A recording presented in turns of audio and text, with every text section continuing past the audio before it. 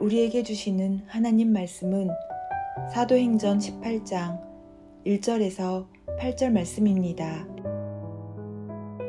그 후에 바울이 아덴을 떠나 고린도에 이르러 아굴라라 하는 본도에서 난 유대인 한 사람을 만나니 글라우디오가 모든 유대인을 명하여 로마에서 떠나라 한 고로 그가 그 안에 브리스길라와 함께 이달리아로부터 새로운지라.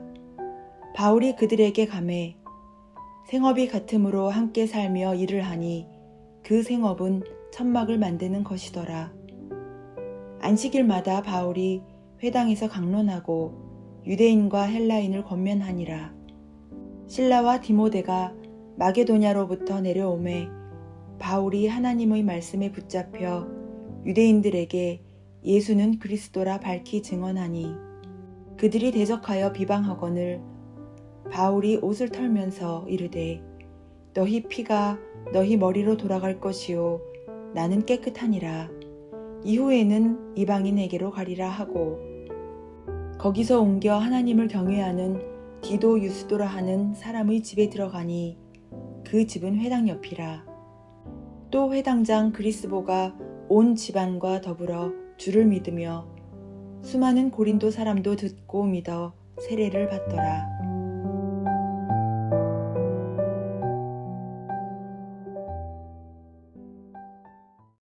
(17장에서) 저희들은 바울이 데살로니가와 베레아 그리고 아테네에서 사역한 것을 보았습니다. 지도를 보시겠습니다. 사도 바울은 데살로니가에서 3주일을 머물며 말씀을 전했습니다. 그 결과 경건한 헬라인의 큰 무리와 적지 않은 귀부인들이 복음을 들었고 바울과 실라를 따랐습니다. 그러나 유대인들이 불안당들을 데리고 와서 바울을 잡으려 하므로 성도들은 바울과 실라를 데살로니가 왼쪽에 있는 베레아 지역으로 보냅니다. 여기서도 복음을 들은 헬라의 남자들과 귀부인들이 예수님을 구주로 영접했습니다. 그러나 데살로니가에 있던 유대인들이 바울이 베레아에서 전도한다는 소식을 듣고 베레아까지 쫓아와서 바울을 잡기 위해 사람들을 선동했습니다. 그러자 믿음의 형제들이 바울을 항구로 보내는데 실라와 디모데가 도착하지 못한 상태에서 바울을 경호하며 뱃길로 저 아래에 있는 아테네까지 400km 이상을 내려갑니다. 바울을 무사히 아테네까지 경호한 성도들은 다시 배를 타고 베레아로 돌아가고 이제 바울만 혼자 남아 실라와 디모데를 기다리며 아테네에 있을 때 바울은 우상숭배로 가득한 아테네에서 담대하게 복음을 전합니다. 위로 웅장한 파르테논 신전이 있고 아래로 아고라 시장과 수많은 우상들이 보이는 아레오바고 언덕 위에 서서 아테네 시민들을 향해 담대하게 복음을 전할 때 아레오바고의 관리이고 아테네의 12명의 법관 중에 하나인 아테네의 정신적 지도자 디오누시오가 예수 그리스도를 영접하게 됩니다. 바울은 이 아테네에서 복음을 전하고 지도에서 보시면 서쪽으로 약 70km 떨어진 고린도로 가게 됩니다. 고린도는 허브 도시인데 지도를 보시면 그리스에서 이 아테네와 함께 가장 중요한 도시였습니다. 왜냐하면 서해안, 동해안에 큰 항구가 있고 남북으로 육로가 나 있기 때문에 어디든지 나가고 들어올 수 있는 교통의 요충지였던 것입니다. 그래서 고린도 도시를 가리켜 그리스의 눈이다 또는 그리스 반도의 망루이다라고 불렸습니다. 무역과 상업이 발달했기 때문에 자연스럽게 모든 다양한 인종의 사람들이 모여 살고 있었는데 이 사람들이 낮에는 장사를 하고 밤에는 도시 곳곳에 있는 술집과 창녀촌들을 다니며 쾌락을 추구했습니다. 아테네 도시가 전쟁의 여신 아테네 여신을 섬겼다면 고린도 도시는 아프로디테 여신을 섬겼는데 미의 여신으로 올림푸스 12신 중에 하나였습니다. 우리가 비너스라고 부르는 여신입니다. 이 아프로디테 여신은 무서운 신이면서 여성의 생식력을 표현하는 신이라고 믿었고 자연의 모든 것을 번식시키는 다산의 상징으로 여겼습니다. 아프로디테 신전은 고린도에서 가장 높은 곳에 위치해 있었는데 이 신전에 1000명의 여사제들이 살았습니다. 그래서 흔히들 이 신전을 아프로디테 여신전이라고 불렀는데 이 역사가 들려주는 충격적인 사실은 이 여사제들이 종교적 행위로서 매춘을 행했다는 것입니다. 지역 주민뿐 아니라 외국인들에게도 매춘을 했기 때문에 고린도에는 불명예스러운 고유 단어가 생겼는데 그것은 지금도 영어에서 쓰는 코리티어나이즈라는 단어입니다. 이 단어의 뜻은 고린도식으로 논다라는 뜻인데 음란하게 논다라는 의미로 쓰입니다. 그런데 하나님께서 이렇게 황금 만능주의적이고 음란한 곳 한복판에 바울을 보내시고 바울을 통해 복음을 전하게 하셨습니다. 성경은 항상 위기가 위대한 기회가 된다라고 말씀합니다. 여러분, 세상이 악하다고 해서 이곳 파타야가 악하다고 해서 불평할 이유가 없습니다. 왜냐하면 세상이 악하기 때문에 우리가 할 일이 있는 것입니다. 최악의 세상은 오히려 최고의 교회를 필요로 하는 것입니다. 세상이 죄악투성이니까 복음이 필요한 것이고 복음의 메신저들인 우리가 이곳에 살아야 되는 이유가 되는 것입니다. 파타야가 물질 만능주의에 사로잡혀 있는 도시입니다. 돈이면 뭐든 할 수 있다라고 생각하는 사람들이 모여오고 있고 돈이면 뭐든 하겠다고 하는 사람들이 모여오는 도시가 파타야입니다. 음란하고 쾌락이 가득한 도시라고 부정할 수 없습니다. 깨어진 가정들이 너무 많고 또한 자녀들 중에 국적이 어디인지 무관심과 버려지는 아이들이 있습니다. 그래서 이 땅에는 교회가 필요한 것입니다. 최고의 교회가 세워져야 한다면 바로 이곳에 세워져야 하는 것입니다. 훗날 고린도 교회는 고린도 전후서에 보는 바와 같이 초대교회를 이끌었던 대표적인 교회였습니다. 가장 악한 고린도에 하나님의 최고의 교회가 세워진 것입니다. 그리고 그 교회를 통해 구원의 복음이 선포되고 더러운 어둠의 세력이 점점 세력을 잃고 고린도를 떠나게 됐습니다. 저는 우리 파타야 선교교회가 이 시대에 이 지역에 그러한 교회가 되기를 기도하고 있습니다. 그러한 교회의 주인공 될 수 있는 여러분 되시기를 예수님의 이름으로 축원합니다. 지금은 고린도 교회가 있었던 성지로 생각합니다. 그 시대가 그렇게 음란한 도시였을까 기억하는 사람들은 별로 없습니다. 마찬가지입니다. 훗날 이 파타야도 하나님의 거룩한 교회들이 존재하는 하나님의 성지로 기억될 것을 저는 늘 기대하고 있습니다. 각자의 직업군에서 이 일에 쓰임받는 여러분 되시기를 예수님의 이름으로 축원합니다.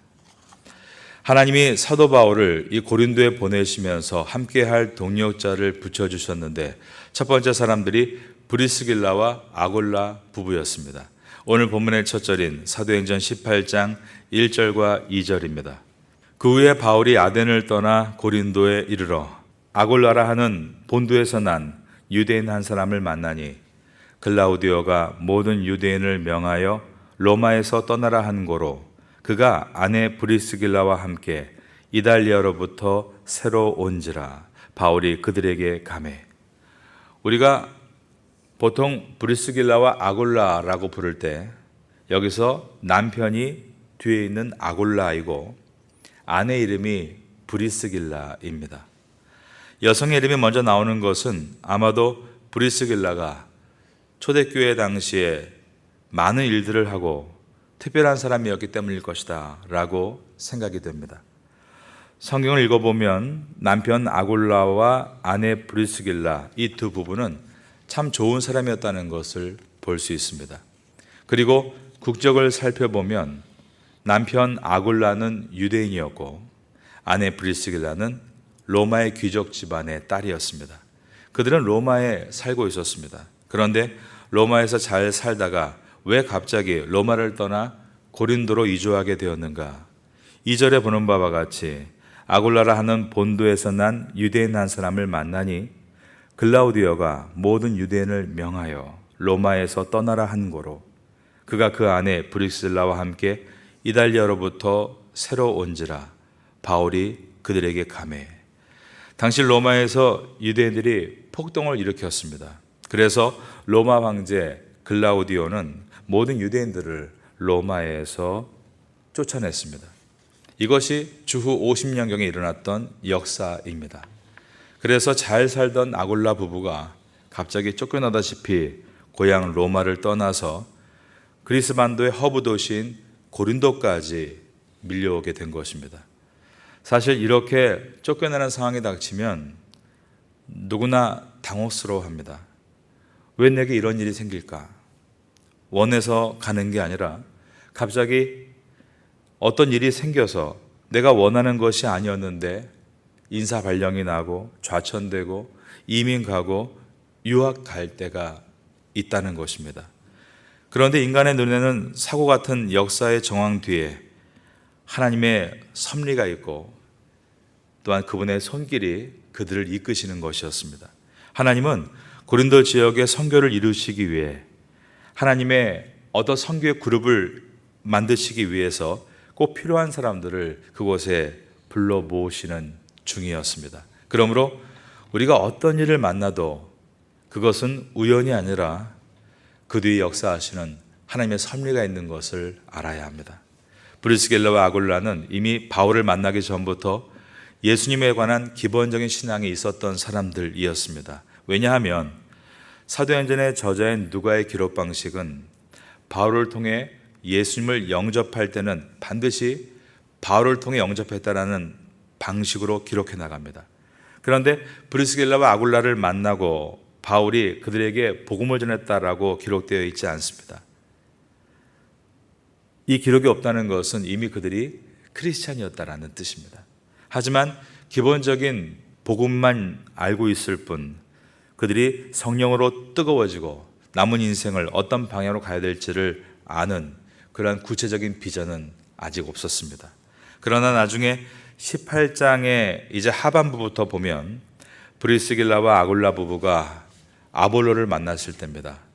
아볼로도 비록 크리스찬이고 열심히 복음을 전했지만 아직 성령 충만을 경험하지 못한 상태일 때 그들이 아볼라를 조용히 불러서 성령을 소개하고 자신들의 체험을 간증한 것을 보면 이 두 부부가 바울을 만나면서 삶의 놀라운 변화를 경험했다는 것을 알 수 있습니다. 바울과 이 부부의 만남은 좋은 만남이었습니다.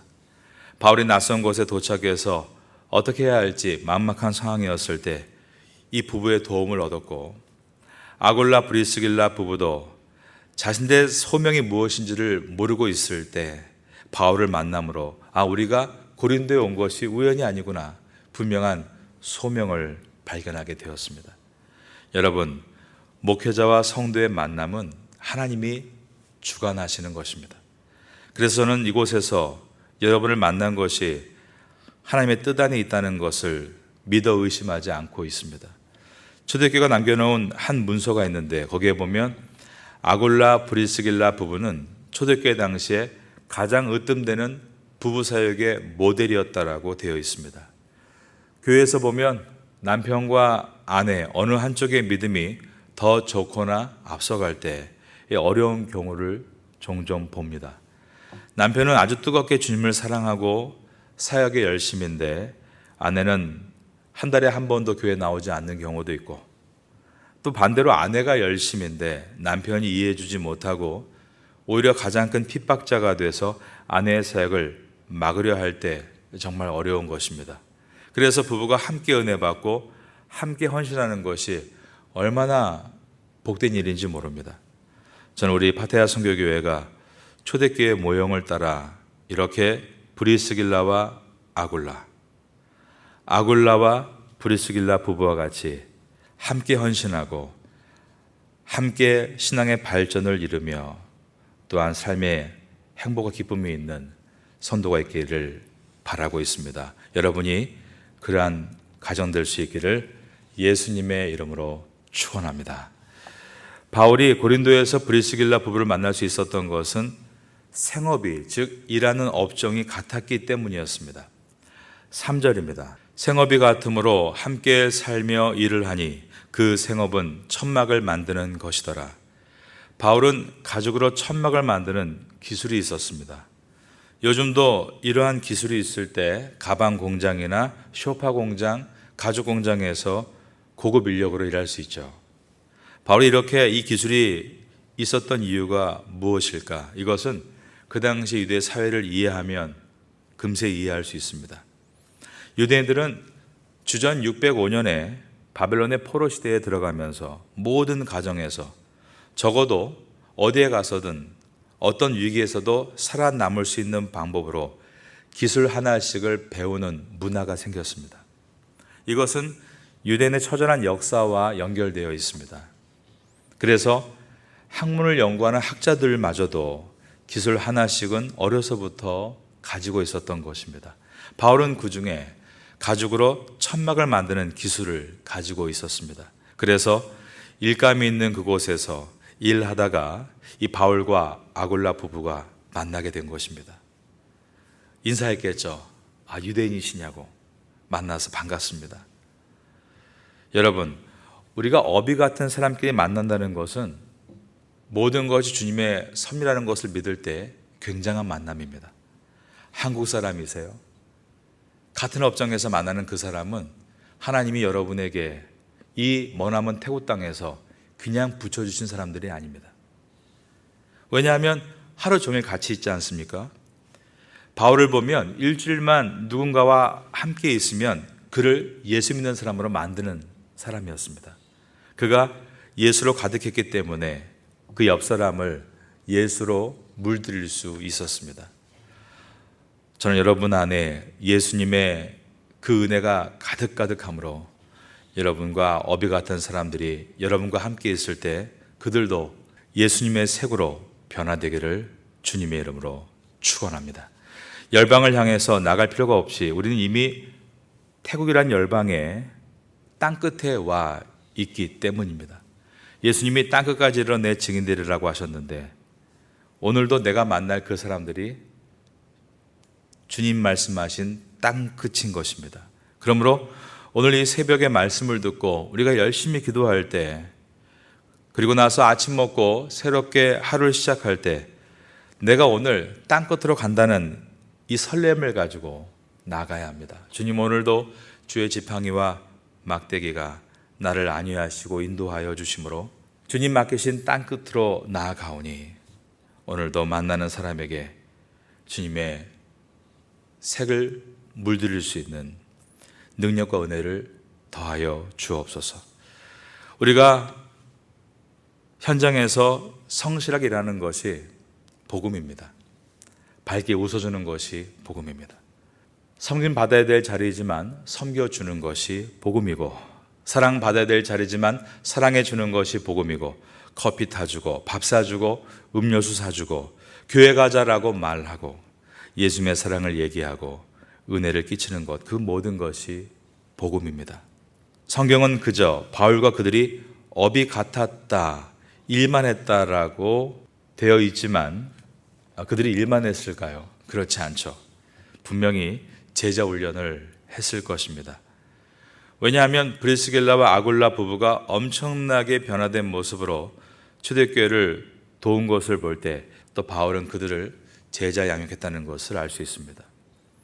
예수님께서는 가시는 곳마다 전도를 하셨지만 언제나 시간을 들이셔서 제자 훈련을 시키셨습니다. 예수님의 제자인 바울도 마찬가지입니다. 많은 시간을 들여 제자 훈련을 시켰습니다. 전체를 놓고 전도하는 것도 중요하지만 여러분에게 맡겨진 어떤 한 사람, 또 교회에서 새가족과 새가족 섬김으로 만난 어떤 한 관계에서 여러분들이 정말 좋은 본을 보이며 제자 훈련을 시킬 때 그 한 영혼이 돌아오게 되는 것입니다. 이것은 굉장히 중요합니다. 디모데후서 2장 2절에서 바울은 또 내가 많은 증인 앞에서 내게 들은 말을 충성된 사람들에게 부탁하라. 그들이 또 다른 사람들을 가르칠 수 있으리라. 믿음의 4세대라고 하는 중요한 성경 구절입니다. 바울이 디모데를 제자 훈련했고 디모데가 충성된 사람들에게 제자 훈련을 시켰고 그들이 또한 다른 사람들을 가르칠 수 있으리라. 이처럼 바울이 믿음의 4대를 낳고 있는 것입니다. 도미노 아시죠? 하나를 밀면 촤라라라 넘어집니다. 마찬가지로 여러분 눈에 들어오는 그 한 사람이 어떤 사람인지 모릅니다. 그를 하나님께서 나에게 맡기셨다. 그를 전도하고 제자 훈련시키고 그에게 공을 들이면 그 한 사람을 통하여 여러분의 믿음의 계보가 2대, 3대, 4대 차르르 넘어갈 수 있는 것입니다. 이 원리를 가지고 신학교에서 배우는 것이 있습니다. 자, 온 세계의 기독교 인구가 20억입니다. 한 번 전도하면 40억이죠. 또 한 번 전도하면 얼마입니까? 80억이죠. 또 한 번 전도하면 예수님이 오신다는 것입니다. 이 믿음의 4대라는 것은 굉장히 중요한 의미를 가지고 있습니다. 그런데 그 모든 것이 내가 만나는 그 한 사람입니다. 그 한 사람이 주께 돌아올 때 이것이 얼마나 놀라운 은혜가 되는가를 기억해야 합니다. 우리 파타야 선교교회는 이제 하반기를 준비하면서 구역과 그리고 제자 양육 프로그램을 통해 이 훈련을 하려고 합니다. 하나님께서 우리에게 용기와 힘을 주셔서 우리 교회에서 많은 사람들이 제자로 잘 준비되기를 기도하고 있습니다. 교회 학교의 부흥은 제자 훈련입니다. 제가 오늘 한 이 말의 열매를 여러분들은 훗날 반드시 보시게 될 겁니다.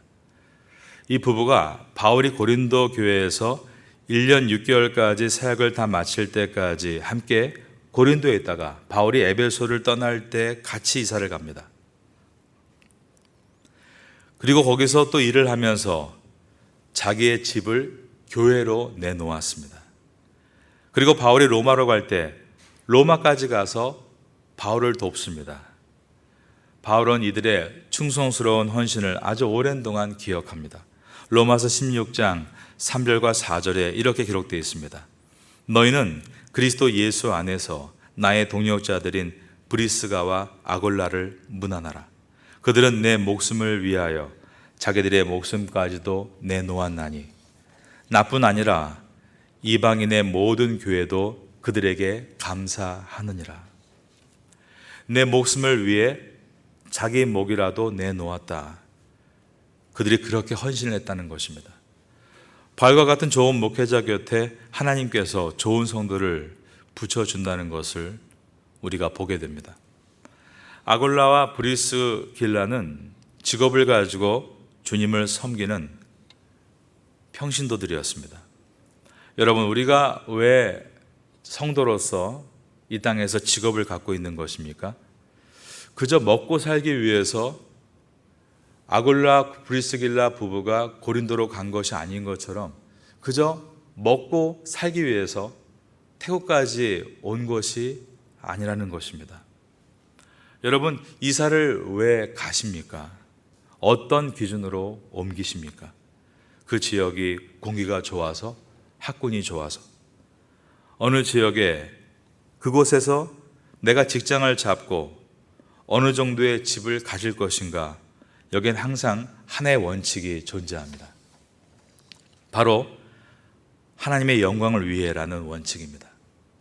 아골라 브리스길라는 자신의 직업을 통해서 항상 바울의 전도 사역을 도왔고 일부러 넓은 집을 얻기 위해 이사를 가서 그 넓은 집을 성도가 모이는 공간으로 오픈한 것입니다.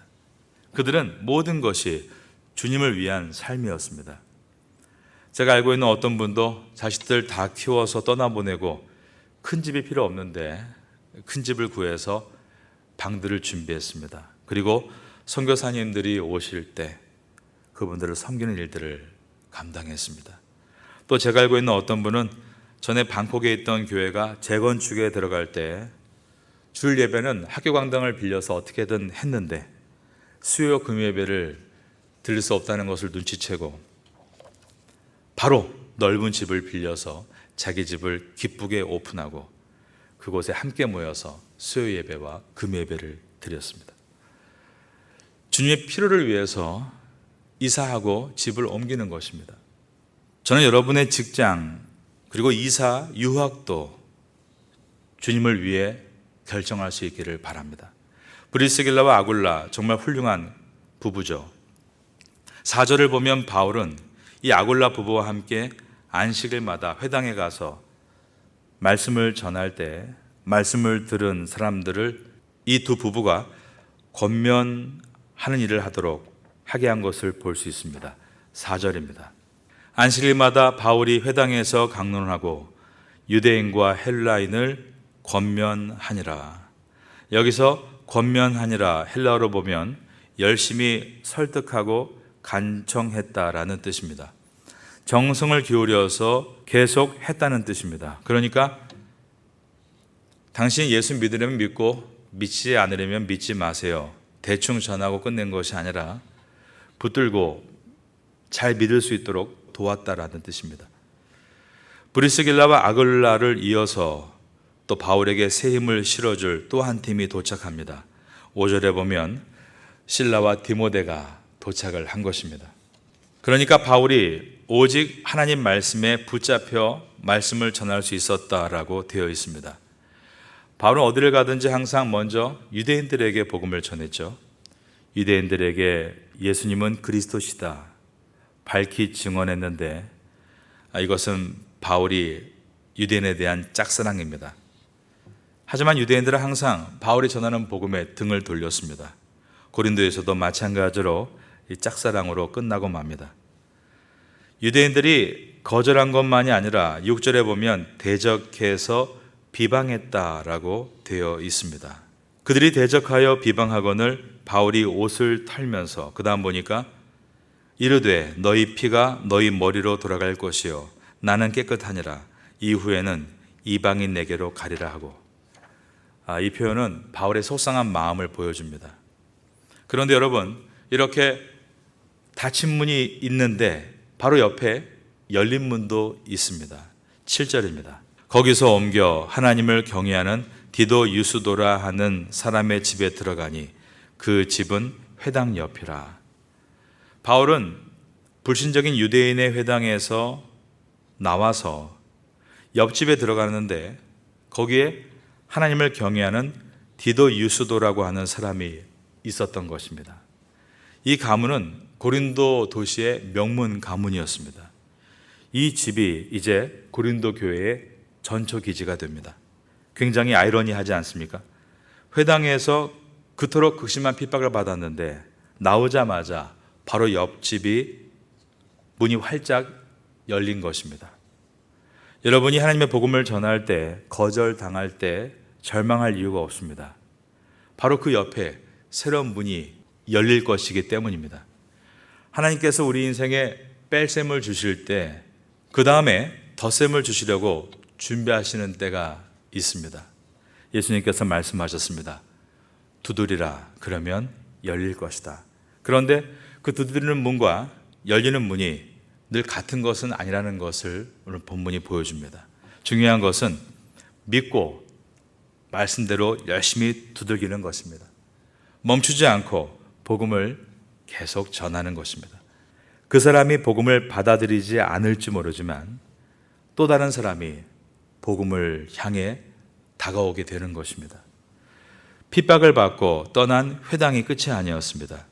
그 회당에 회당장들이 여러 명 있었는데 회당장 중에 그리스포라는 사람이 쫓아와서 나 예수 믿겠다라고 말을 한 것입니다. 그리고 그리스포와 온 가정이 다 예수님을 믿게 됩니다. 오늘 본문의 마지막 절인 8절입니다. 또 회당장 그리스포가 온 지방과 더불어 주를 믿으며 수많은 고린도 사람도 듣고 믿어 세례를 받더라. 굉장히 영향력 있는 집안이 예수를 믿게 된 것입니다. 사도행전에는 가정 구원의 역사가 많이 기록되어 있습니다. 가이사랴에서 로마의 이달리아 백부장이었던 그 백부장의 온 가족이 죽게 돌아온 사건, 빌립보에서도 퇴역 장교였던 간수와 온 가정이 구원받은 사건, 오늘 본문에서 회당장 그리스포의 온 집안 사람들이 예수님을 구주로 영접한 사건 등입니다. 여러분의 모든 가족이 다 예수님 믿게 되기를 축원합니다. 이것을 위해서 기도하시고 복음을 전하기 위해 지혜를 구하십시오. 회당장 그리스포 가문이 개종하면서 수많은 고린도 사람들이 예수님을 믿고 구원을 얻게 됩니다. 8절에 보면 그들도 듣고 믿어 세례를 받았다라고 한 것입니다. 이것은 그리스포 가문이 바울이 전혀 예측하지 못했던 킹핀이었다는 것입니다. 여러분, 볼링을 칠 때 킹핀이 있죠. 그것을 맞추면 다른 것이 다 함께 밀어 넘어지면서 이 스트라이크가 되는 것입니다. 그런데 바울이 그가 그런 킹핀이었다고 알고 복음을 전한 것은 아닙니다. 오직 모든 것을 계획하신 주님께서 순종하는 바울에게 인도하신 결과입니다. 뜨거운 마음으로 열심히 복음을 전한 것뿐이었는데 이러한 놀라운 결과가 오게 되었습니다. 이 뜻은 복음은 우리가 전하지만 그 일을 이루시는 분은 하나님이시다라는 뜻입니다. 그래서 이 사람의 영혼에 복음의 씨앗이 들어가고 그가 회심하자 정말 고구마 줄기처럼 우르르르 사람들이 끊임없이 고린도에서 구원받았습니다. 8절에 또 회당장 그리스포가 온 집안과 더불어 주를 믿으며 수많은 고린도 사람도 듣고 믿어 세례를 받더라. 바울의 수고가 헛되지 않은 것처럼 여러분이 결단하고 전도하고 제자 훈련하는 일을 시작하시면 놀라운 일들이 일어나게 될 것입니다. 교회에서 제자 훈련 프로그램이 있을 때 여러분들 간사로 참여하시고 제가 어떻게 강의하는가 보시고 배우십시오. 바울의 강의를 브리스길라와 아글라 부부가 배우고 한 것입니다. 교회학교 아이들을 제자훈련하겠다라고 결단하고 기도하십시오. 하나님께서 반드시 돕는 사람들을 붙여주실 것입니다. 여러분 한 분 한 분이 놀라운 이러한 기적의 주인공 될 수 있기를 예수님의 이름으로 축원합니다.